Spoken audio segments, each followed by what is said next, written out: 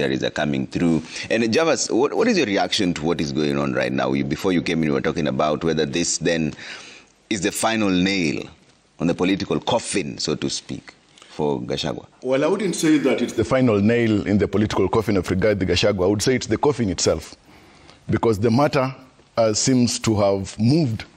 And I remember earlier you asked my kindred, Dr. Komolo, as to whether anything can salvage Rigathi Gachagua's political career, looking at the unfolding of events right now, and whether he can go back to office. I think it is possible for Rigathi Gachagua to go back to office through works of art, by literary works and poetry.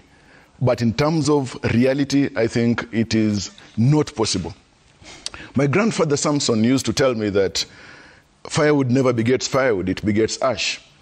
And what has happened to Rigathi Gachagua is actually the consequence of the perpetuation, and propagation, if you like, pollination of his ideological violence on very many fronts.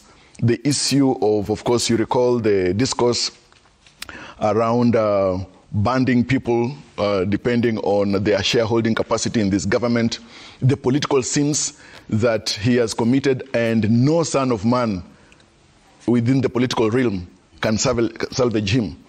And so I have had even discussions from various quarters, including last evening, that Rigathi Gachagua is a useless politician now. I think Rigathi Gachagua is not a useless politician. He's not useless. He's very useful. He's very useful because by way of his acts and decisions in the recent times, he's helping to build jurisprudence in this country. He's helping to build history in this country. And he's also helping some politicians to avoid bad manners in the foreseeable future. And so his utility in the politics of this country remains something that's very paramount.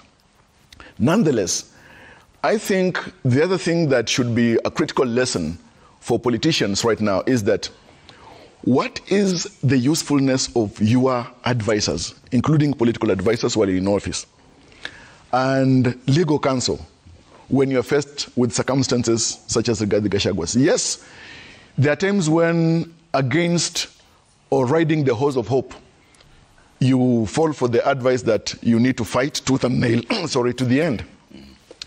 But I think when you look at the weight of the consequence of Rigathi Gachagua's impeachment, and now that the ship has sailed off politically for him, one would have pleasantly imagined that it would have worked for him beneficially if he would have resigned before going to the National Assembly to face it, and even the Senate.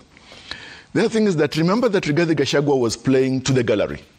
When he addressed the press before the day that he went to the National Assembly, he was trying to speak to his base, and he achieved it emotionally.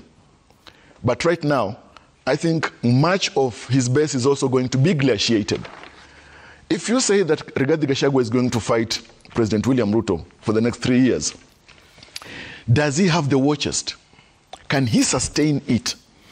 And who is it that will want to associate with him when he doesn't have the political wherewithal that will help them even going into the election of 2027?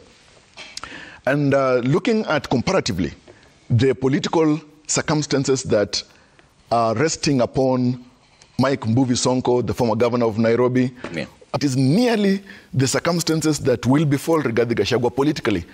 And therefore, I think if he is able and he has got some resource persons around him, it is time for him just to pen a memoir. And that's it. Sure. He wraps it up. Let me bring in Willis back on this. Willis, Steve Ogola, advocate of the High Court here.